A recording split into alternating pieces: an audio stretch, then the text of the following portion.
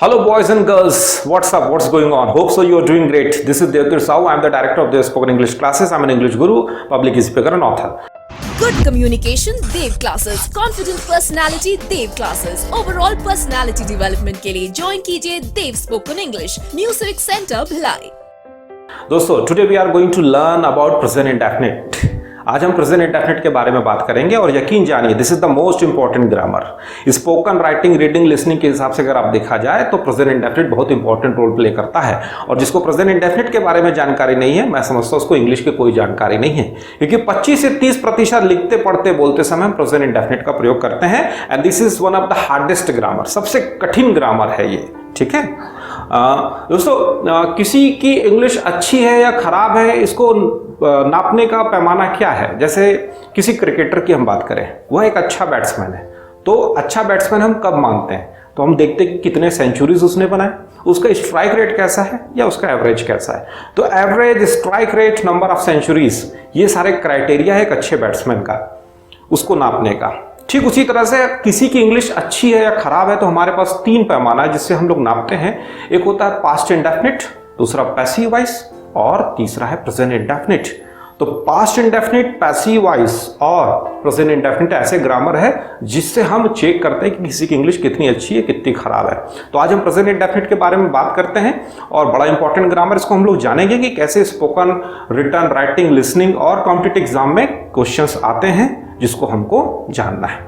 मोटा मोटी अगर आप देखें तो 8 से 10 जगह हम प्रेजेंट इंडेफिनिट का प्रयोग करते हैं. कैसे करते हैं? तो रूल नंबर 1, मैं चाहूंगा एक कॉपी ले लीजिए और आप नोट कर सके तो नोट कर लीजिए, क्योंकि मैं ऐसे कुछ बातों के बारे में बताने जा रहा हूं जो शायद बुक में नहीं दिया होगा या पहले आपने कभी किसी क्लास या कॉलेज में नहीं पढ़ा होगा. ठीक, तो रूल नंबर 1 क्या बोलता है कि यदि कोई व्यक्ति मैं आप अपनी किसी आदत के बारे में बताना चाहते हैं, एक ऐसा काम जिसको आप हैबिचुअली करते हो, प्रेजेंट इंडेफिनिट का प्रयोग करेंगे. Let me tell you, number of people they do have number of habits. I do have habits, you do have habits, anybody does have habits. तो उन्हीं हैबिट्स को बताने के लिए हम प्रेजेंट इंडेफिनिट का प्रयोग करते हैं. कैसे? एक एग्जांपल के माध्यम से समझिए, एक सिचुएशन के माध्यम से समझिए. राहुल नाम का लड़का अपने दोस्त से मिलने के लिए उसके घर जाता है. उसकी दोस्त की मम्मी दरवाजा खोलती है. नमस्ते आंटी. नमस्ते बेटा, आओ बैठो. दोस्त कहाँ है? बेटा वो तो नहा रहा है, वेट करो. ठीक है. अच्छा, उसकी माँ पूछती है बेटा चाय लोगे? नहीं आंटी मैं चाय नहीं लेता, मैं केवल कॉफी पीता हूँ. अच्छा कॉफी पिएगा, तेरे भी बहुत नखरे, रुको लाती हूँ. कॉफी देती हो. और बेटा क्या चल रहा है आजकल? मैच है आज, तो मैच नहीं देख रहे हो? अरे नहीं आंटी, मैं टेस्ट मैच नहीं देखता, मैं केवल T20 मैच देखता हूँ. अच्छा T20 बस देखता हूँ, ठीक है. अच्छा आजकल तुम्हारा दोस्त वो प्रकाश नहीं दिख रहा है, कहाँ है वो? अरे आपको पता नहीं, प्रकाश से हम लोग दोस्ती तोड़ दिए. अरे क्यों रे? अरे आपको मालूम नहीं, प्रकाश बहुत बेकार लड़का है, प्रकाश शराब पीता है. जैसे हम लोग को बात पता चला हम लोग दोस्ती तोड़ दिए. बहुत अच्छा किए बेटा. और बातचीत चलते हुए उसकी मम्मी बोलती बेटा एक खबर मिली, राधा बता रही थी कि तुम्हारा किसी के साथ चक्कर है. अरे आंटी आप भी किसकी बात पे विश्वास करते हो? राधा सफेद झूठ बोलती है, उसके बात पे विश्वास मत किया करो. कन्वर्सेशन खत्म, उसका दोस्त आ जाता है, वो उनके रूम में चले जाते हैं. इस कन्वर्सेशन में अगर आपने ध्यान दिया होगा तो 4 खास बातें हुई.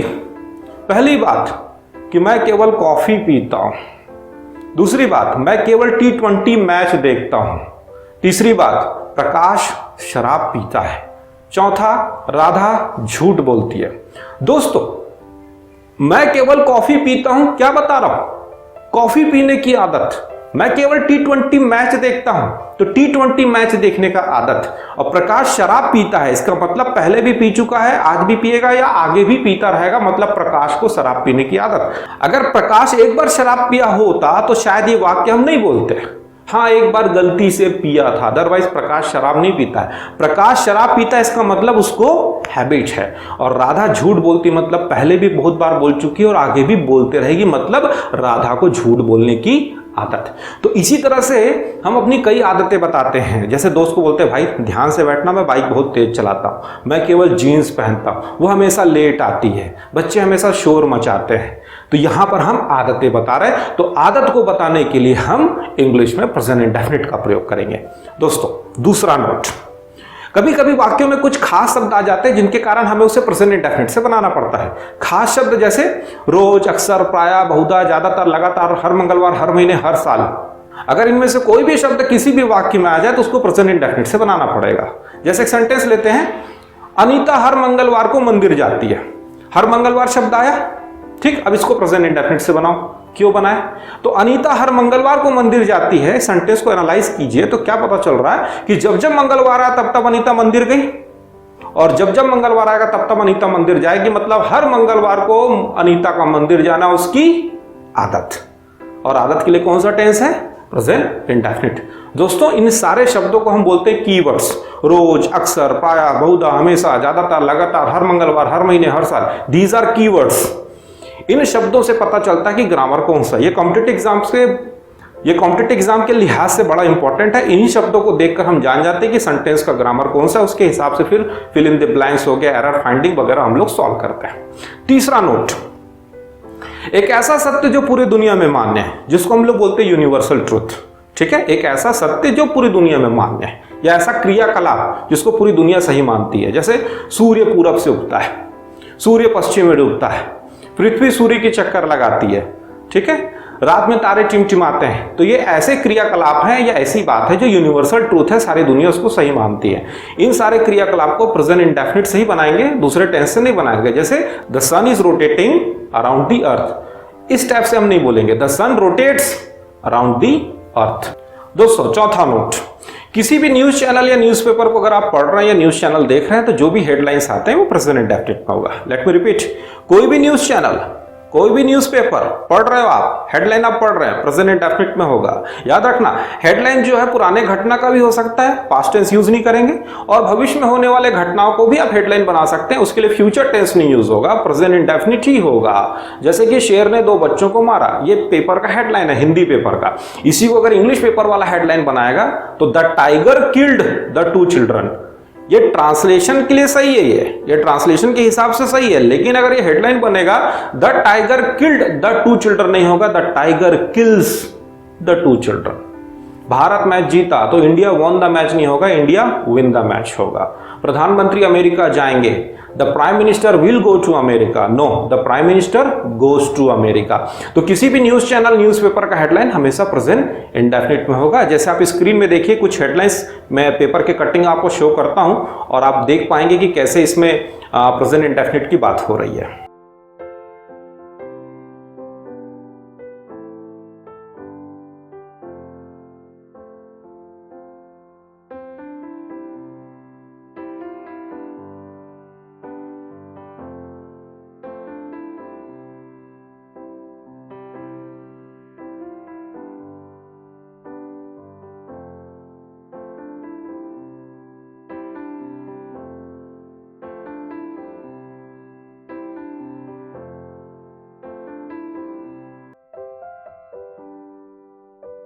दोस्तों 5वां नोट, कोई भी मैच या कार्यक्रम का अगर आप लाइव कमेंट्री सुन रहे हैं तो याद रखना, लाइव कमेंटेटर्स, जो भी कमेंटेटर्स होते हैं वो भी प्रेजेंट इंडेफिनिट का प्रयोग करते हैं, क्योंकि लाइव कमेंट्री अभी भी हो ही रहा है तो ये प्रेजेंट इंडेफिनिट चलेगा। जैसे क्रिकेट मैच चल रहा है, आपको एक सेंटेंस बोलना है कि आर अश्विन ने विकेट लिया, तो आर अश्विन टुक विकेट नहीं होगा, R Ashwin takes a wicket होगा। ठीक है, धोनी ने बॉल फेंका तो धोनी थ्रू द बॉल नहीं होगा, धोनी थ्रोज द बॉल हो जाएगा।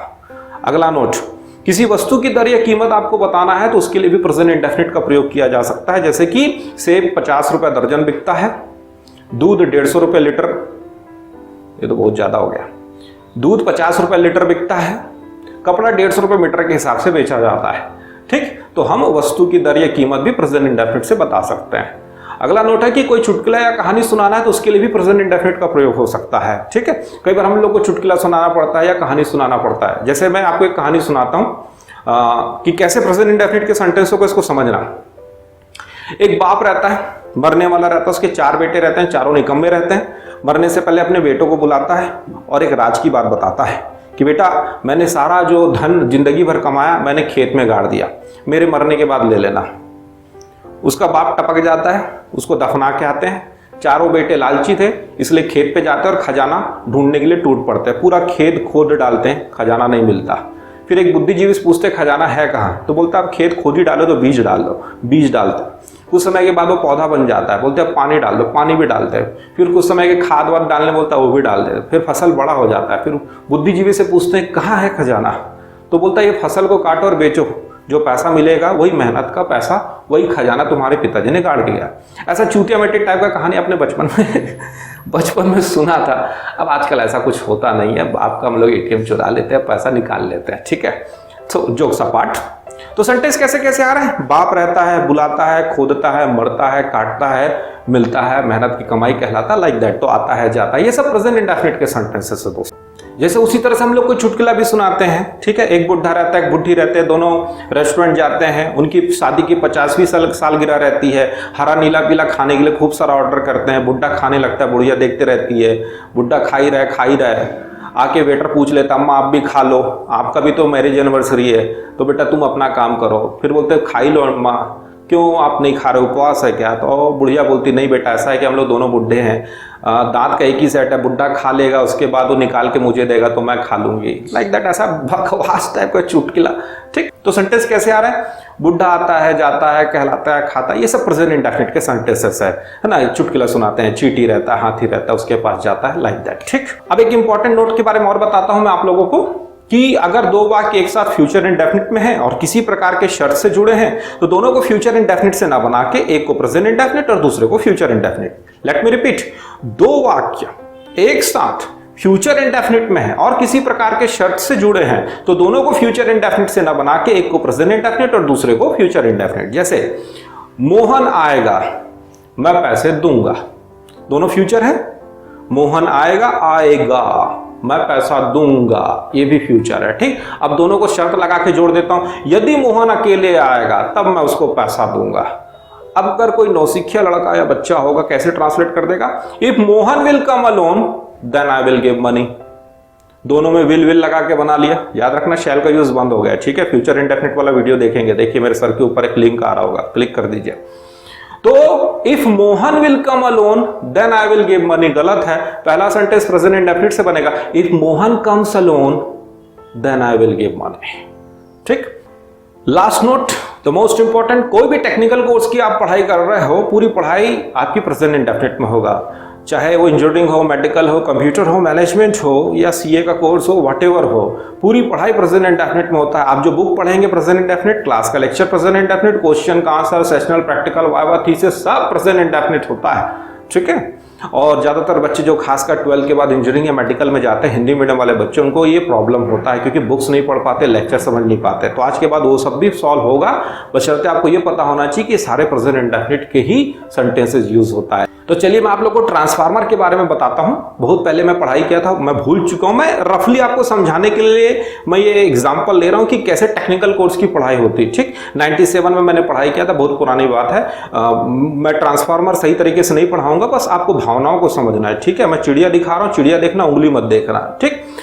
जैसे लोहे की पतली पतली स्ट्रिप ली जाती है जिसको हम कोर कहते हैं। एक साइड में N1 कुंडलियां लगाई जाती, दूसरी साइड N2 कुंडलियां लगाई जाती, ठीक। एक साइड इसमें हम वोल्टेज लगाते हैं, जिसके V1 वोल्टेज लगाते हैं, जहां पे धारा I1 बहने लगता है, ठीक है। और जब वो कुंडलियों में जाती है तो फलाना हो जाता है, फलाना के बाद ढिमका हो जाता है। फिर जब वो दूसरे कुंडलियों में जाती है तो वहां पे धारा I2 बहने लगती है। चूंकि वह कुंडलियों की संख्या ज्यादा होती है इसलिए वहां पर वोल्टेज बढ़ जाता है।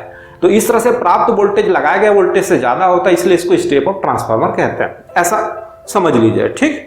तो देखिए सेंटेंस कैसे कैसे आ रहा है, आता है, जाता है, बहता है, कहलाता है, आर्मेचर घूमने लगता है, किरचॉफ का नियम ये कहता है, इसको ये दर्शाता है, कास के नियम के अनुसार लगाया हुआ धन दिए गए धन से बढ़ जाता है, जिसके कारण जीएसटी देना पड़ता है, उसके कारण ऐसा हो जाता है। मेडिकल में सबसे पहले इसे काटा जाता है, फिर उसके बाद उसको उसके ब्लड प्रेशर को कम किया जाता है, फिर उसके बाद उसको फलाना मेडिसिन दी जाती है। तो आता है, जाता है, कहलाता है, मिलता है, ये तो पूरे के पूरे इस टाइप के सेंटेंसेस आपको कॉलेज में पढ़ाया जाएगा, यही आपको बुक्स में लिखा हुआ मिलेगा और यही क्वेश्चंस के आंसर्स में आपको एग्जाम में देने पड़ेंगे। तो कुल मिला के इन स्थानों पर हम प्रेजेंट इंडेफिनिट का प्रयोग करते हैं, ठीक। एक बार इसको हम लोग थोड़ा सा रिमाइंड कर लेते हैं। तो पहला मैंने आपको बताया था हैबिट बताने के लिए, दूसरा स्पेशल वर्ड्स के बारे में मैंने बताया, तीसरा यूनिवर्सल ट्रुथ, चौथा न्यूज चैनल न्यूज़पेपर का हेडलाइन, पांचवा मैंने बताया था कि किसी भी मैच या कार्यक्रम का लाइव कमेंट्री, फिर वस्तु की दर या कीमत, चुटकुले या कहानी के लिए, और दो सेंटेंस फ्यूचर में हो तो पहला प्रेजेंट और दूसरा फ्यूचर, और लास्ट टेक्निकल कोर्स की पढ़ाई। दोस्तों हिंदी में इसका पहचान होता है ता है, ती है, ताहू, ते हो। क्या होता है इसका पहचान? ता है, ती है, ताहू, ते हो। ठीक है, मैं स्कूल जाता हूं, मैं क्रिकेट खेलता हूं, मैं इंग्लिश बोलता हूं, वह स्कूल जाती है, वह क्रिकेट खेलती है, हम दिल्ली में रहते हैं, हम हिंदी पढ़ाते हैं, लाइक दैट। ठीक, अब इसका स्ट्रक्चर देखिए। सबसे पहले क्या आएगा? सब्जेक्ट। सब्जेक्ट के बाद क्या आएगा? वर्ब का फर्स्ट फॉर्म। फिर क्या आएगा? एस या ईएस, और उसके बाद आएगा ऑब्जेक्ट। दोस्तों सब्जेक्ट, वर्ब और ऑब्जेक्ट क्या होता है ये आप लोग ऑलरेडी जानते हैं, मेरे सारे पुराने वीडियोस में आप देखते हुए आ रहे हो। ठीक है, यहां पर दिक्कत है एस और ईएस। यही एस और ईएस जो है प्रेजेंट इंडेफिनिट को सबसे हार्ड बनाता है। अगर प्रेजेंट इंडेफिनिट नहीं होता तो इससे इजी टेंस नहीं होता, लेकिन ये है इसलिए सबसे हार्ड ग्रामर हो गया। ठीक, एस और ईएस के लिए दो बातें। पहली बात, ये अलग से नहीं आएगा, जो भी वर्ब का फर्स्ट फॉर्म है उसके साथ चिपक के आएगा। जैसे गो का गोस हो जाएगा, कम का कम्स हो जाएगा, प्ले का प्लेस हो जाएगा, टीच का टीचेस हो जाएगा।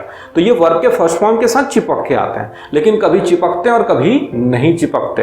तो कब चिपकते और कब नहीं चिपकते? तो he, she, it noun singular, he, she, it noun singular अगर सब्जेक्ट बनकर आते हैं तो आपको वर्ब के फर्स्ट फॉर्म के साथ एस या ईएस कुछ न कुछ लगाना पड़ेगा। Late me repeat, he, she, it noun singular अगर सब्जेक्ट बनकर आएंगे तो वर्ब का जो भी फर्स्ट फॉर्म होगा या तो उसमें एस लगा दीजिए या तो ईएस, बिंदास लगाइए, लेकिन लगाएं जरूर। लेकिन I, we, you, they noun plural अगर सब्जेक्ट बनकर आते हैं तो वर्ब में एस या ईएस भूल जाओ, ना एस लगेगा ना ईएस, वर्ब का फर्स्ट फॉर्म ही लगेगा, उसमें और कुछ नहीं लगाना। जैसे एक सेंटेंस देखिए, मैं चाय लेता हूं, तो चाय कौन लेता है? मैं। सब्जेक्ट क्या हो गया? आई। ठीक, अब क्या लगाना है? फॉर्मूले के अनुसार वर्ब का फर्स्ट फॉर्म। क्या काम कर रहा हूं? लेने का, लेना यानी टेक। ठीक, अब बताइए टेक के साथ एस और ईएस लगाए क्या? नहीं लगेगा, क्योंकि सब्जेक्ट हो रहा है आई। तो जब आई सब्जेक्ट बनकर आता है तो हम वर्ब में एस और ईएस नहीं लगाते, इसलिए टेक को टेक ही रखेंगे, कुछ नहीं करना है। अब आगे चलते, आगे क्या आ रहा है? ऑब्जेक्ट। ऑब्जेक्ट क्या है? टी। तो आई टेक टी। इंडियन इसमें भी गड़बड़ कर देता है, मैं चाय लेता हूं ज्यादातर आई एम टेक टी बोल देता है। मैं बहुत सारे बच्चों को देखता हूं क्लास में, आई एम टेक टी। आई देखा नहीं कि मुंह उठा के एम लगाते। भाई ठीक है, आई के साथ ही एम लगता है, हर जगह नहीं लगता। पैर में ही जूता पहनते हैं, हर जगह नहीं पहनते भाई, कई जगह उतारना पड़ता है। तो आई के साथ यहां एम नहीं लगेगा, एम लगेगा प्रेजेंट कंटिन्यूअस में। ठीक, तो मैं चाय लेता हूं, आई टेक टी। यही सेंटेंस ऐसा होता, वह चाय लेता है। अब चाय कौन लेता है? वह यानी ही के बाद हमको वर्ब का फर्स्ट फॉर्म लगाना है। वर्ब क्या है यहाँ पे? लेना, लेना यानी टेक, और टेक ही फर्स्ट फॉर्म है। अब ऐसे ईएस जोड़े क्या? जोड़ना पड़ेगा, क्योंकि ही सब्जेक्ट बनकर आ गया। तो he, she, it noun singular में से कोई सब्जेक्ट बनकर आता है तो वर्ब के साथ एस या ईएस कुछ ना कुछ जोड़ना पड़ता है, तो अपन जोड़ देते हैं। तो ही टेक्स टी, एस जोड़ देता हूं। अच्छा, ईएस क्यों नहीं जोड़ा बताऊंगा मैं आपको। तो ही टेक्स टी। एक और सेंटेंस लेते हैं, हम इंग्लिश बोलते हैं। इंग्लिश कौन बोलते हैं? हम यानी वी के बाद फिर हमको वर्ब का फर्स्ट फॉर्म लगाना है। तो क्या काम कर रहे हैं? बोलना का। तो बोलना को क्या बोलते हैं? स्पीक। तो वी स्पीक। अब स्पीक में एस या ईएस कुछ लगाएं क्या? तो नोट देखिए, I, we, you, they noun plural में सब्जेक्ट बनकर आते हैं कोई भी, तो हम एस या ईएस नहीं लगाते। वी सब्जेक्ट बनकर आ गया है, मतलब स्पीक को स्पीक ही रखेंगे, एस या ईएस नहीं लगाएंगे। तो ठीक, तो आगे बढ़ते हैं, एस और ईएस को छोड़ देते हैं। अब आगे क्या आ रहा है? ऑब्जेक्ट। तो ऑब्जेक्ट क्या है यहाँ पर? इंग्लिश। तो वी स्पीक इंग्लिश। यही सेंटेंस ऐसा होता, वह अंग्रेजी बोलती है। तो अंग्रेजी कौन बोलती है? वह। और वह यानी यहां पर हो जाएगा शी, क्योंकि यहां पर लड़की की बात हो रही है। ठीक, तो शी के बाद आपको क्या लगाना है? वर्ब का फर्स्ट फॉर्म। तो वर्ब क्या यहां पे? स्पीक। अब एस और ईएस जोड़ें क्या? अब जोड़ना पड़ेगा, क्योंकि सी सब्जेक्ट बनकर आ रहा है। तो शी स्पीक्स, एस लग जाएगा, तो शी स्पीक्स इंग्लिश। एक और सेंटेंस देखिए, तुम स्कूल जाते हो। तो क्या हो जाएगा? You go to school. ठीक है, यू गो टू स्कूल। तो सब्जेक्ट हो गया यू, वर्ब का फर्स्ट फॉर्म हो गया गो, और स्कूल यानी स्कूल। तो गो के साथ टू भी लगता है, तो you go to school. Mohan school जाता है, तो मोहन गोज टू स्कूल होगा आप। ठीक, क्योंकि सब्जेक्ट है मोहन, और मोहन क्या है? नाउन सिंगुलर है। तो जब भी नाउन सिंगुलर आता है या ही, शीट आते हैं तो वर्ब में एस और ईएस लगाना पड़ता है। तो यहां पर वर्ब क्या है? गो। तो गो में हम ईएस जोड़ देंगे, तो ही गोज टू स्कूल। दोस्तों मेरे हिसाब से आप सीखिए, प्रेजेंट इंडेफिनिट क्लियर होगा। ठीक है, अब इसको दो पार्ट में हम लोग पढ़ते हैं, क्योंकि कंफ्यूजन पैदा कर रहा है ये। तो दो पार्ट में पढ़ते हैं। कुछ सेंटेंसेस में अभी ले रहा हूं, और सेंटेंसेस में मैं सब्जेक्ट लूंगा I, we, you, they noun plural, मतलब वर्ब में एस और ईएस नहीं लगाना है। ये जब हम सीख लेंगे तो उसके बाद कुछ सेंटेंसेस लेंगे जिसमें सब्जेक्ट होगा ही, शी, इट नाउन सिंगुलर, मतलब वर्ब में एस या ईएस कुछ ना कुछ लगाना है। और ये भी सीख लेने के बाद फिर हम मिक्स करके हम पढ़ेंगे। ठीक, तो चलिए कुछ सेंटेंस देखिए। मैं क्रिकेट खेलता हूं तो क्या हो जाएगा, आई प्ले क्रिकेट। हम दिल्ली में रहते हैं तो वी लिव इन दिल्ली। तुम लेट आते हो तो यू कम लेट। वे हिंदी पढ़ाते हैं तो दे टीच हिंदी। हम एक लेटर लिखते हैं तो वी राइट अ लेटर। तुम हमेशा व्हाट्सएप चलाते हो तो यू रन व्हाट्सएप ऑलवेज। ठीक, अब सेंटेंस लेते हैं ही शीट नाउन सिंगुलर वाले, मतलब वर्ब में आपको ऐसे यस कुछ ना कुछ जोड़ना है। चलिए एक सेंटेंस देखते हैं। वह क्रिकेट खेलता है तो ही प्लेज क्रिकेट। वह दिल्ली में रहती है तो शी लिव्स इन दिल्ली।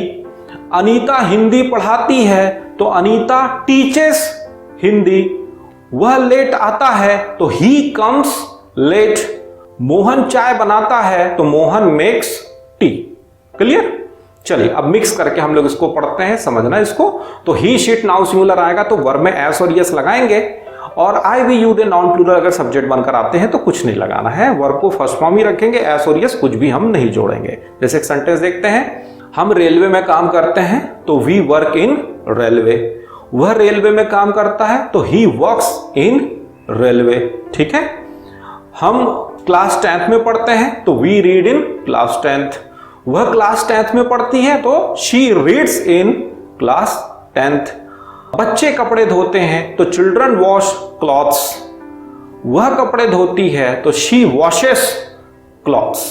ठीक, अब दिमाग में सवाल उठ रहा है सर एस और ईएस कैसे लगाएं, कहीं पर एस लगा दे रहे हो कहीं पर भी ईएस लगा दे रहे हो। दोस्तों समझना, तो ये चीज तो क्लियर हो गई कि जब भी सब्जेक्ट आपके ही शीट नाउन सिंगुलर आते हैं तो आपको वर्ब में या तो एस या तो ईएस लगाना ही पड़ता है, लेकिन एस ही लगेगा या ईएस लगेगा ये कैसे पता चलेगा। लेट मी रिपीट, जब भी subject he she it noun singular आते हैं तो हमको वर्ब में या तो एस या तो ईएस लगाना ही पड़ता है, लेकिन एस लगेगा या ईएस कैसे पता चलेगा। तो आगे नियम ये कहता है कि जो भी वर्ब जिसके साथ एस और ईएस लगाना है उसका हम पहले बनावट देखें, और बनावट के बाद हमको यह देखना है उसका एंडिंग लेटर क्या है। यदि उसका एंडिंग ओ, सीएच, एसएच, एसएस या एक्स से हो रहा हो तो हमको ईएस लगाना पड़ेगा और बाकी केस में एस लगाना पड़ेगा। जैसे कि वह कपड़े धोता है तो कपड़े कौन धोता है, वह यानी ही के बाद वर्ब का फर्स्ट फॉर्म, वर्ब का फर्स्ट फॉर्म क्या है यहाँ पे, वॉश।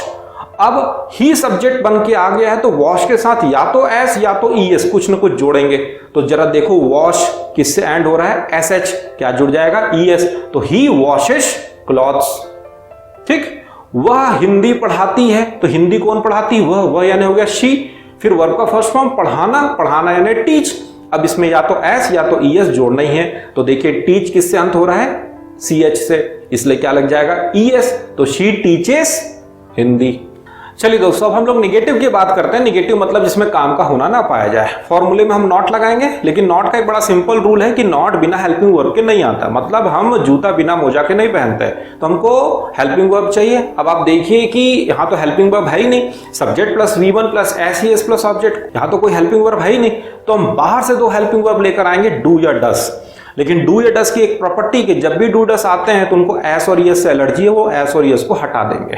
तो इसका स्ट्रक्चर देखिए, सब्जेक्ट प्लस डू या does plus not plus V1 plus object. Let me repeat, subject plus do या does plus not plus V1 plus object. तो दोस्तों यहां पर एक चीज को आप नोट कर लें, नोट नंबर 1 कि जब भी डू डस आते हैं तो एस या ईएस या उसका कोई भी रूप फॉर्मूले में नहीं टिक पाएगा। ना एस यस ना उसका कोई रूप फॉर्मूले में नहीं टिक पाएगा। ठीक। Note number 2, he she it noun singular के साथ does, I we you they noun plural के साथ डू लगेगा। ठीक है। तो he she it noun singular आते हैं तो डस नॉट लगाना, I we you they noun plural आएंगे तो डू नॉट। जैसे एक सेंटेंस है, मैं चाय नहीं लेता हूं। चाय कौन नहीं लेता, मैं यानी आई के साथ क्या लगेगा, डू नॉट। तो I do not take tea, बोलते समय कैसे बोलेंगे, आई डोंट टेक टी। यही सेंटेंस ऐसा होता है, वह चाय नहीं लेता, सब्जेक्ट कौन है, ही के साथ लगेगा डज नॉट, तो he does not take tea. हम क्रिकेट नहीं खेलते हैं तो we do not play cricket. वह क्रिकेट नहीं खेलती है तो she does not play cricket. हम दिल्ली में नहीं रहते हैं तो we do not live in Delhi. Anita Delhi में नहीं रहती है, Anita does not live in Delhi. मैं आपका नाम नहीं जानता हूं, I do not know your name. वह मेरा नाम नहीं जानता है, he does not know my name. बच्चे स्कूल नहीं जाते हैं, children do not go to school. वह रोज नहीं नहाता है, he does not take a bath daily. दोस्तों इंट्रोगेटिव की बात करते हैं। इंट्रोगेटिव हमेशा IW पहले आएगा, फिर सेकंड नंबर पर आएगा डू या डस हेल्पिंग वर्ब, फिर थर्ड नंबर पर आएगा सब्जेक्ट, फिर वर्ब का फर्स्ट फॉर्म, फिर ऑब्जेक्ट, फिर क्वेश्चन मार्क। ठीक, तुम क्रिकेट कहाँ खेलते हो तो where do you play cricket.